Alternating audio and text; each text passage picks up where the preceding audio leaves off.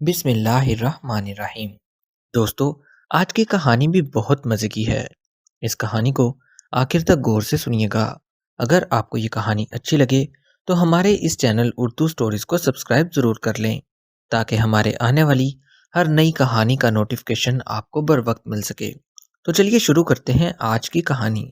میرا نام شازیہ ہے۔ میں نے 5ویں جماعت تک اپنی زندگی بہت اچھے سے گزاری تھی۔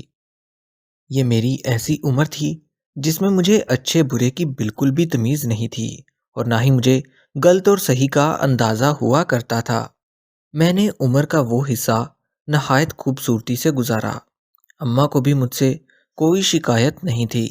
میرے ابا بھی مجھے بہت زیادہ پسند کرتے تھے۔ میں جس گاؤں میں رہا کرتی تھی اس میں پڑھائی کا زیادہ رواج نہیں تھا، لیکن پھر بھی اماں مجھے صبح سویرے تیار کر کے گاؤں کے اسکول میں بھیج دیا کرتی تھی۔ میں اپنی ماں کے ساتھ بہت زیادہ پیار کیا کرتی تھی۔ اسکول سے واپس آ کر گھر کے کاموں میں اپنی ماں کا ہاتھ بٹاتی تھی۔ 6ٹھی جماعت کے بعد ہمارے گاؤں میں کوئی اسکول نہیں تھا جس میں پڑھا جائے، اس لیے 7ویں جماعت میں پڑھنے کے لیے مجھے شہر جانا پڑا۔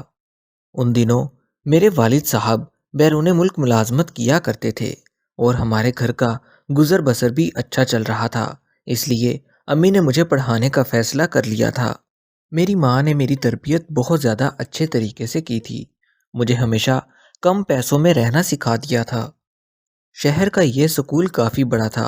اس سکول کا نام کافی چلتا تھا۔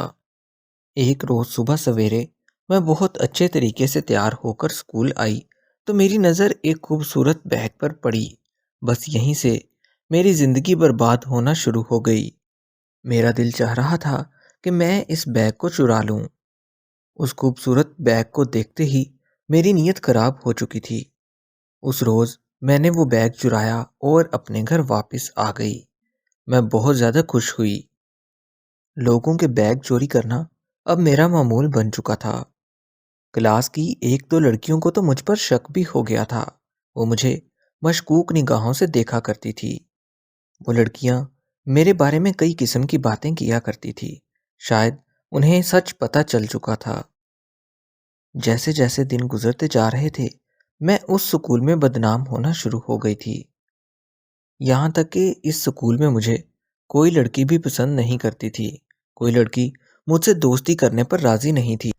یہ مرحلہ میرے لیے بہت زیادہ تکلیف دہ تھا، لیکن پھر بھی میں لڑکیوں کا مقابلہ کرتی رہی اور 10ویں جماعت تک میں اسی سکول میں پڑھتی رہی۔ جب تک میں اس سکول میں پڑھتی رہی بدنامی کا ایک طوق میرے گلے میں لٹکتا رہا۔ سکول کے سب لوگ مجھے چورنی کہہ کر پکارتے تھے۔ یہاں تک کہ سکول میں جو کوئی بھی چوری ہوتی اب سب لوگ میرا نام ہی لگا دیا کرتے تھے۔ وقت اپنی رفتار سے گزرتا جا رہا تھا۔ میں نے اس سکول سے 10ویں کلاس پار کر لی تھی۔ امی کے کہنے پر اب میں نے کالج میں داخلہ لے لیا تھا، لیکن یہاں بھی میری جاننے والی سکول کی کچھ لڑکیاں آ گئی۔ میں سمجھ چکی تھی کہ اس کالج میں بھی میں چین سے نہیں پڑھ سکوں گی، کیونکہ یہ لڑکیاں یہاں بھی سب کو میرے بارے میں بتا دیں گی۔ لیکن میرے اوپر شیطان ہیوی ہو چکا تھا۔ میں سارا دن کالج میں مستیاں کرتی اور شام کو اپنے گھر واپس چلی جاتی تھی۔ لوگوں کی باتوں کا اثر مجھے بالکل نہیں ہوتا تھا۔ کالج کے بہانے اب میں پڑھتی کم اور عیاشی زیادہ کیا کرتی تھی۔ شہر میں آ کر میں نے جو بات نوٹ کی وہ میرے لیے بہت زیادہ حیران کن تھی۔ یہاں پڑھنے والی ہر لڑکی کے ساتھ کوئی نہ کوئی بوائے فرینڈ بھی ضرور ہوا کرتا تھا، لیکن مجھے ابھی تک بوائے فرینڈ کے مطلب کا بھی معلوم نہیں تھا کہ بوائے فرینڈ کس کو کہا جاتا ہے۔ بہت عرصے تک میں نے لڑکیوں کو لڑکوں کے ساتھ تعلق بناتے دیکھا۔ ان دنوں مجھے بھی لڑکوں سے دوستی کرنے کا اشتیاق ہوا۔ انہی دنوں مجھے کالج کے ایک لڑکے کا نمبر مل گیا۔ اس وقت کسی کے پاس موبائل فون نہیں ہوا کرتے تھے، اکثر لوگ لینڈ لائن یوز کیا کرتے تھے۔ میں نے روزانہ اس لڑکے کو کال کرنا شروع کر دی۔ اس لڑکے نے بھی میری طرف دوستی کا ہاتھ بڑھا لیا۔ اب میں اس سے بات کیا کرتی تھی۔ ایک روز اس لڑکے سے بات کرتے ہوئے میری ماں نے مجھے دیکھ لیا، جس کی وجہ سے میری ماں نے مجھے کالج چھڑوانے کی دھمکی دی اور کہا کہ آج کے بعد میں تمہیں کالج نہیں بھیجوں گی۔ لیکن میں نے اپنی ماں سے سوری کی اور کہا کہ آج کے بعد میں کسی لڑکے سے بات نہیں کروں گی۔ لیکن میں باز آنے والی کہاں تھی؟ اس لڑکے سے کئی دن تک میں باتیں کرتی رہی۔ جیسے جیسے دن گزرتے جا رہے تھے ہماری دوستی بڑھتی گئی۔ ایک روز میں نے اس لڑکے سے ملنے کا پروگرام بھی بنا لیا۔ جس روز میں اس لڑکے سے ملنے بازار گئی، محلے والوں نے مجھے دیکھ لیا۔ میری بچی کچی ساری عزت اس دن خاک میں مل گئی۔ محلے میں بھی یہ خبر آگ کی طرح پھیل چکی تھی۔ کالج میں بھی سب لڑکیاں مجھے برا بھلا کہہ رہی تھی۔ ان لڑکیوں کی چبھتی نگاہیں مجھے بہت زیادہ تکلیف دیا کرتی تھی۔ ہر کوئی لڑکی حسرت بھری نگاہوں سے مجھے دیکھتی تھی۔ یہ سب کچھ میری اپنی ہی غلطیوں کی وجہ سے ہو رہا تھا۔ پھر ایک روز ایسا آیا کہ مجھے اس میڈم نے کالج سے نکال دیا۔ میرے گھر والوں کو بھی میری حرکتوں کا پتہ چل گیا تھا، کیونکہ اب میں گھر سے کالج بھی نہیں جا سکتی تھی۔ لیکن اللہ تعالیٰ کا شکر تھا کہ میرے والد کو میری کسی بات کا معلوم نہیں تھا، کیونکہ وہ ان دنوں بھی بیرون ملک ہی رہا کرتے تھے۔ میری ماں نے میرا گھر سے آنا جانا بند کر دیا۔ اب میں سارا دن اپنے گھر میں رہتی تھی۔ جیسے ہی کچھ دن گزرے، اماں نے میرا رشتہ ڈھونڈنا شروع کر دیا۔ میری پڑھائی مکمل طور پر ختم ہو چکی تھی۔ میرے والد صاحب نے بھی میری ماں کو بہت منع کیا کہ ابھی اس کی عمر شادی کی نہیں ہے، لیکن میری ماں یہ سب کچھ جان چکی تھی، اس لیے وہ جلد از جلد میری شادی کرنا چاہتی تھی۔ میرے ابا اس بات سے بالکل غافل تھے کہ ان کی بیٹی دوسرے کاموں پر چل نکلی ہے۔ اب تو میری بہنیں بھی ہر وقت مجھے تانے دینے لگی تھی، یہاں تک کہ میں گھر میں بھی منہ چھپانے کے قابل نہیں رہی تھی۔ گھر والوں کو اب بس میری شادی کی جلدی تھی کہ کب میں اس گھر سے رخصت ہو کر نکل جاؤں۔ ایک روز میرے لیے ایک رشتہ آیا۔ میری اماں نے فوراً سے ہاں کر دی اور کہا کہ گھر آئے رشتوں کو نہیں ٹھکراتے۔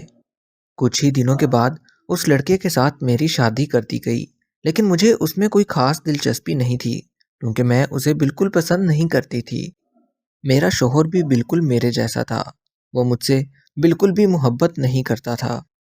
وہ مہینوں تک مجھ سے بالکل بات نہیں کرتا تھا۔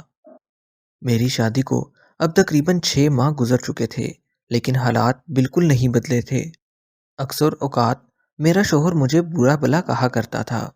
میرا شوہر میرے لیے بالکل بھی اچھا ثابت نہیں ہوا تھا۔ یہاں آ کر میں بہت زیادہ تنگ ہو چکی تھی، لیکن مجھے ایسا لگتا تھا شاید یہ میری ان گناہوں کی سزا ہے جو میں پہلے کر چکی تھی۔ خیر، دن ایسے ہی گزرتے رہے اور میں ان حالات کا مقابلہ کرتی رہی۔ ایک روز میں نے فیصلہ کر لیا کہ میں اپنی ساس اور اپنے سسر کو اپنے شوہر کے بارے میں بتا دوں گی کہ وہ مجھ سے ٹھیک طریقے سے بات نہیں کرتا۔ جیسے ہی میں اپنے سسر کے پاس گئی، سسر نے میری باتوں کا بہت زیادہ غصہ کیا۔ وہ اپنے بیٹے کو بالکل بھی بدنام نہیں کرنا چاہتا تھا۔ میرے سسر نے میری بات سننے سے انکار کر دیا۔ گھر آئی تو یہ بات میں نے اپنی ماں کو بتانے کی کوشش کی، لیکن میری ماں نے بھی یہ بات اگنور کر دی۔ الٹا میری ماں مجھے ہی سمجھانے لگی کہ اپنے شوہر کے ساتھ اچھا سلوک کرتے ہیں اور شوہر کی فرما برداری کرتے ہیں۔ یہاں میری بات کوئی نہیں سن رہا تھا، نہ تو سسرال والے اور نہ ہی میرے اپنے ماں باپ۔ میرے ماضی کی وجہ سے شاید میرے ماں باپ کو ابھی تک مجھ سے نفرت تھی۔ ان دنوں میں بہت زیادہ اکیلا محسوس کرنے لگی تھی، کیونکہ مجھے سننے والا کوئی نہیں تھا۔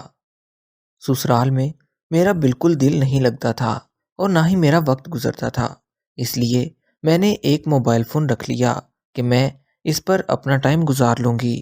لیکن موبائل پر مجھے بہت زیادہ رونگ کالز آنے لگی۔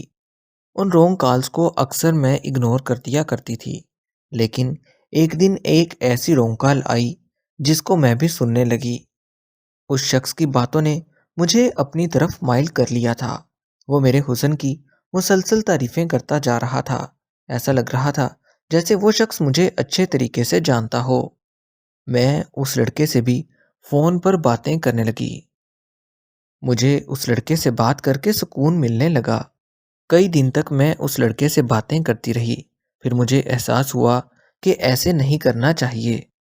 جیسے جیسے دن گزرتے رہے، مجھے ایک بلکہ کئی لڑکوں کی کالز آنے لگی، لیکن اللہ کا شکر تھا کہ ابھی تک میرے شوہر کو مجھ پر کوئی شک نہیں ہوا تھا۔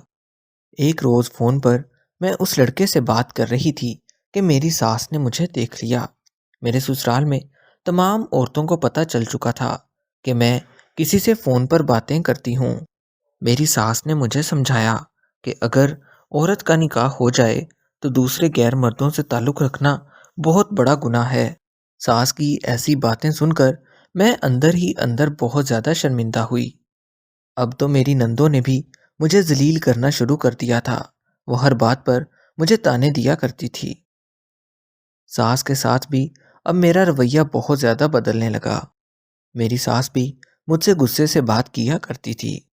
جیسے جیسے وقت گزرتا جا رہا تھا، پورے سسرال میں اور ان کے تمام رشتہ داروں کی نظروں میں میں گر چکی تھی۔ ان کے سسرال میں میری کوئی عزت نہیں تھی۔ ان دنوں جو بھی ہمارے گھر آتا، میری ساس میرے بارے میں انہیں سب کچھ بتا دیتی۔ رشتہ داروں کی نظروں میں میں اب بہت زیادہ گر چکی تھی۔ سب لوگوں کو میری اصلیت کا پتہ چل چکا تھا۔ جو بھی ان دنوں ہمارے گھر آتا مجھے بہت عجیب نظروں سے دیکھتا تھا، جیسے وہ میرے بارے میں سب کچھ جان چکا ہو۔ میرے شوہر نے بھی مجھے کئی بار گھر سے نکالنے کی کوشش کی، مگر میں اپنی ماں کے گھر واپس نہیں جا سکتی تھی، کیونکہ میری ماں نے بھی مجھے قبول نہیں کرنا تھا۔ ویسے بھی میں اپنی ماں پر بوجھ نہیں بننا چاہتی تھی۔ اپنے شوہر سے میں بہت زیادہ تنگ آ چکی تھی۔ مجھے بالکل سکون نہیں مل رہا تھا۔ میں اللہ تعالیٰ سے دعا کرتی تھی کہ مجھے اس صورتحال سے آزاد کر دے۔ میں اس گھر میں مزید نہیں رہنا چاہتی تھی، لیکن میں یہ گھر چھوڑ بھی نہیں سکتی تھی، کیونکہ اس کے علاوہ میرا کوئی اور ٹھکانہ نہیں تھا۔ شاید مجھے میرے کیے کی سزا مل رہی تھی۔ پتہ نہیں کیوں مجھے ایسے لگنے لگا تھا جیسے میں ایک بدبخت عورت ہوں جسے اللہ بھی پسند نہیں کرتا۔ اس دنیا کا ہر شخص مجھے نفرت بھری نگاہوں سے دیکھنے لگا تھا، اور شاید مجھے اب ایسے ہی باقی زندگی گزارنی تھی۔ دوستو، کہانی اچھی لگی ہو تو ہمارے اس چینل اردو سٹوریز کو سبسکرائب کر لیں، تاکہ ہمارے آنے والی ہر نئی کہانی آپ تک پہنچ سکے۔